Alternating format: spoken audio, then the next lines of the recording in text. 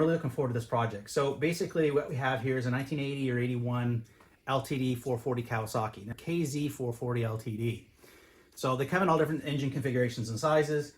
So this started life, I think in 76 maybe, or later part of the 70s, when they were transferring to 4 strokes from 2 strokes. And this was the little baby one, 400. And it was a twin cylinder overhead cam.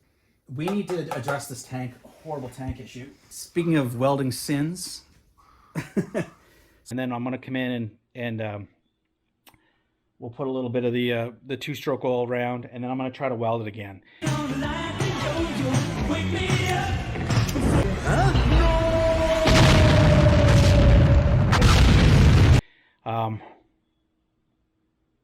Yeah, maybe I'll try to weld it and then put the 2-stroke. I don't know.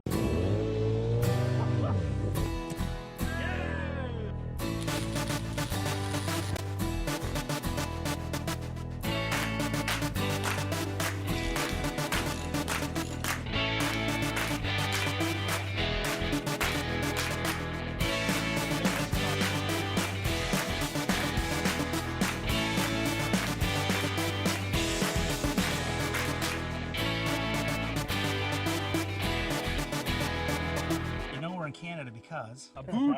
Not a boot. Sorry. Welcome back to Trail Trash Garage with Jeff. Right now, we're working on the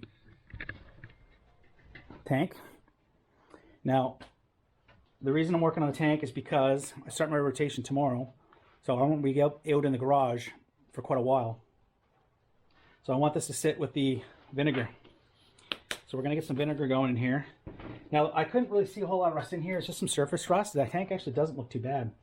But I do, I'm gonna get some vinegar in here and just make sure that we don't have any bad rust down the bottom or pinholes or anything like that. So the first step was to remove the petcock. It's kind of in bad shape, really. We'll clean up these on the wire wheel. And we'll use them because we're gonna have to do a blank off plate right here. So we'll do that. And then we should be able to just close it up here. The vinegar, if I top it up far enough or slosh around, it's going to ruin the seal, but the seal's all hardened anyway, and I have a new one already. I ordered it when I ordered the carb parts. So, and then we'll get these off, badges off, and see what kind of rust we're looking at underneath here. And that's probably about it. We won't do too much more to this tank, just to get it cleaned up so we can actually use it as a fuel tank when we fire the bike up. So I guess I'll just leave you there for a minute, and I'm going to go ahead and just kind of pick away at this. All right, these are all going to fight me. I'm probably going to have to drill them all out. I'll bring you back. All right, we're back. I didn't have to go too far. Yeah, you see that? Yeah, you guys can see those. So got a couple holes already, so that'll need to be cleaned up. I don't know if I get any holes in behind here or not. It's pretty corroded though, so we'll have to see. I didn't get this one out. It's still in there, and I can't grab it with the vice grip. So we will most likely we'll have to fill it up and just see what's behind here. That's hard to use. So, yeah, we'll just have to fill it up and see. But maybe it'll take a minute. I'll try tacking that up. There'll be some loud noise. I'm going to run the grinder, not the grinder, the disc grinder, but it'll be a sanding pad on it. And we'll try to clean that up just a little bit. I don't want to thin the metal, and then I'll give it a little tack. So I'll bring you guys back because it's just going to be really loud, and I don't want to get any welding sparks on the camera.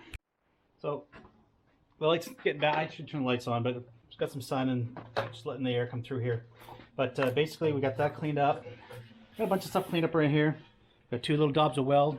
Got 2 daubs of weld here. We've got some of the rust cleaned up a little bit. Got that cleaned off. So what we're doing now is we're got this old piece of Delrin or some kind of, anyway, cutting board material. We're going to make a block off for that. So I'm going to cut this out. I trace the pattern. Use this. You trace your pattern. We'll drill the holes, and we'll get the block off plate, and then we'll get it down. I may use a little bit of old tire inner tube to kind of get a good seal on it. Okay. I just cut that out with an angle grinder and a cutting disc. This stuff cuts really nice. Good.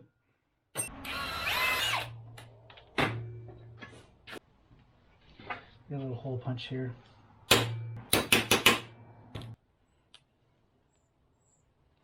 Close.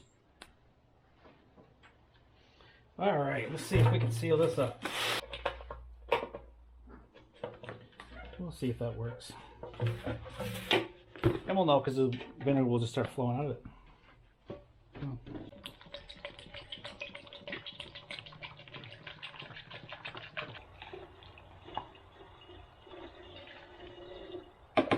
So we'll stop with one 4-liter jug just for now.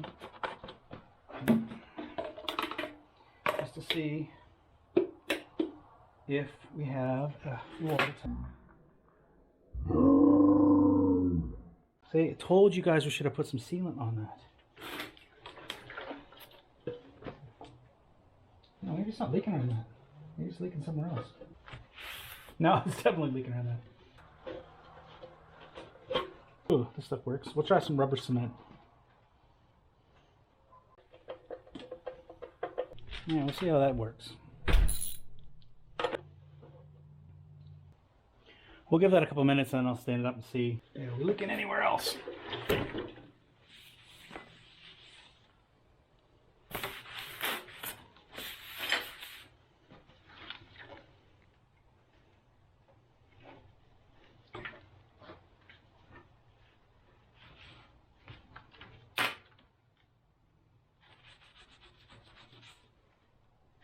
Yeah, we got leaks right there too. That's why we only put a liter in. Guess we'll go ahead and tack that a little more and I'll bring you back. There we go. We got that down. I left that up just to get the inside cleaned up. I probably should have ground it down to smooth just to make sure we had any leaks, because if we grind this down, maybe it'll develop a leak. I don't know. But for now, I just want to get the rust cleaned up inside. I'll worry about this another time, I guess. Now, just a note on welding gas tanks, right? You got to make sure that there's no fuel in there. You got to make sure that there's a place for the gases to expand. Like when your air heats up inside that tank, it needs room to expand. So you got to leave that open, and that's where I actually put the ground clamp. So I know this tank hasn't had any fuel in it for a very long time. It's been aired out. The guy I bought it from actually said that this was actually open for a little bit, and he had to put some duct tape. I see the residue there. But the other thing is, by putting that vinegar in there, or water, or some other inert liquid, it cools the metal. I purposely left that down a little bit so that would cool the metal off on the back side of it, so that I wouldn't burn through, because it's probably getting pretty thin right through there. I probably will come back up and check this a little later tonight just to make sure that we don't have a big mess. I mean, the last time I did this, I had to put in the tank in a wheelbarrow because I couldn't quite get that blocked off 100%. So I think we're leaking a little around here. When I flipped that up, I was leaking around the seal, which is expected. I knew that. So that's almost full, and it probably would take, I've got 2 more. I've got 8 more liters if I need it.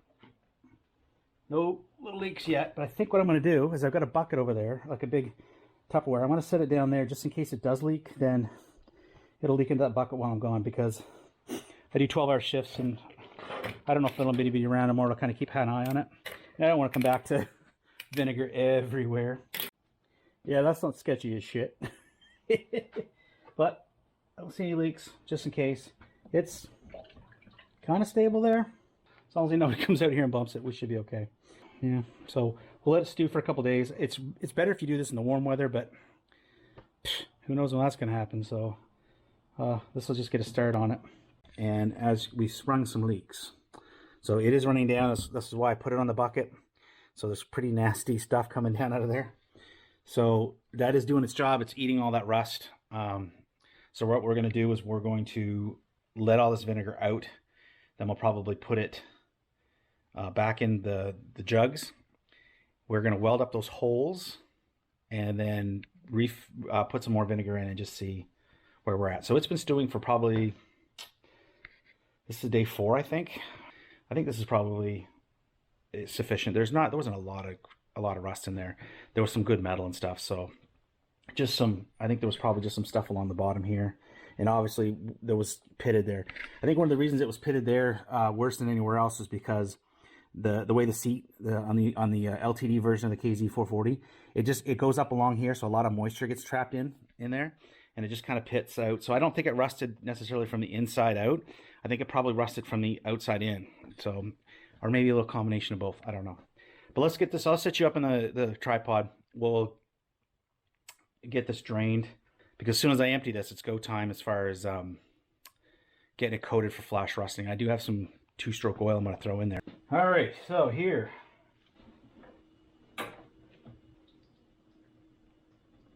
Oh, if you guys could have smell-o-vision, that would be so great. You could share. I don't know, that's coming out pretty darn clear. I don't know how much that actually got. Once I got the whole thing off there, yeah, you can hear some rattling in there. You can see that we are getting some rust chunks out of there. So, as you can see, yeah, eventually it did come out. It wasn't as bad as we thought, because a lot of that vinegar, see, that's colored, whereas the stuff from the first bin was pretty clear, like it almost looked like just pure vinegar again. So, in here, a garden hose, and we're going to flush it, okay, really good, and it will just flush it all out. We'll try to get all the chunks out, so I'll move it around, and then I'm going to come in and we'll put a little bit of the 2-stroke oil around, and then I'm going to try to weld it again. Yeah, maybe I'll try to weld it and then put the 2-stroke. I don't know, but one or the other. I'll turn you back on when we get in here, but there's no point in taking you around back to the house and it's raining and getting the camera wet. I'm going to get wet, but at least you guys won't. So, because all we're doing is just flushing it out, okay? So I'll bring you back. So I flushed out rinsed it out, ran the garden hose through it. I got most of the chunks, and again, it's just flakes like this size were in it. Like, just some stuff like that. Not heavy rust, but we got most of that out, and we're just the old heat gun to dry it up as much as we can. Then we'll do some welding and get some oil in there. Now, this isn't going to get 100% of the rust out. There's still going to be a little bit of surface rust. It is what it is. It's an old tank. It's not going to be that big of a deal. We'll run a fuel filter on it, and it should catch a lot of that little fine dust particles. At some point in the future, if we start running the bike on a regular basis, which of course that's the goal, the whole goal here, then what we'll do is probably end up having to take out the carbs again and just kind of check the bowls for any of that really, really fine dust sediment. But the tank will come back around. Like, it's, we'll run the fuel filter. You should run a fuel filter anyway. So I suspect that we'll make a full recovery as long as it's looked after over the next few years. Fuel's kept in it. The rust won't really get any worse. And eventually it'll probably, keep, it'll clean out. If it's left over the winter emptied and stuff like that, then that's when you really start to get the problems. And again, I'm not a big fan of those tank liners. Would have made this job probably a lot easier, but when they fail spectacularly. So yeah, anyway, I'm gonna dry this out, and yeah, we'll bring you back when I'm done the welding up of the holes and show you how I've done. All right, I don't know if you guys are gonna be able to see this or not. If we look at the right angle, we can see there's a pinhole there, there, there, and there. Now, I can't find, I think it's right there, is this one here. Again, I don't know if you guys are able to focus there or not. I think we got one over here. Bunch of little holes we're gonna have to clean up. So, again, I don't want to weld near my camera, that's the only one I got. So, I'm gonna try to hit those, get them closed up, and then we'll fill up this thing back up and test those and see if I was successful. So I'll bring you back in a little bit. All right, update. There it is. I just hit it with the heat gun again. It's too hot to touch, but we're gonna go ahead and put the petcock back in and roll some 2-stroke oil around inside. Is the pinholes fixed? I ran out of welding wire before I got them completely fixed. So we'll have to do round 2, but I think we're gonna call it quits on that for today. We'll put a pin in it. And the next thing I'm gonna do, and just to kind of cap this off and put a nail in it until next time, is a little rust converter. I'm just gonna hit some of the rustier parts, like around here, and we'll probably have to clean it back out again to do the welding, and then a little more fuel back in to test it, and then whatnot. So it'll be a little bit back and forth, and it's kind of friggy, and you know, is this tank worth it? Probably not, but it's what we got. We're going to run with it until I come across a good deal on a tank that hasn't got quite as many dents in it. But that'll depend on what kind of shape the KZ takes. So, you know, I'm not going to we'll look at the shape of this tank with the seat that we want to do, and we'll decide whether we want to replace it with another LTD style tank, or maybe we'll look for a different shape. This is Jeff from Trail Trash Garage, so I'll catch you in the next video. You know we're in Canada because... A boot! Not a boot! Sorry.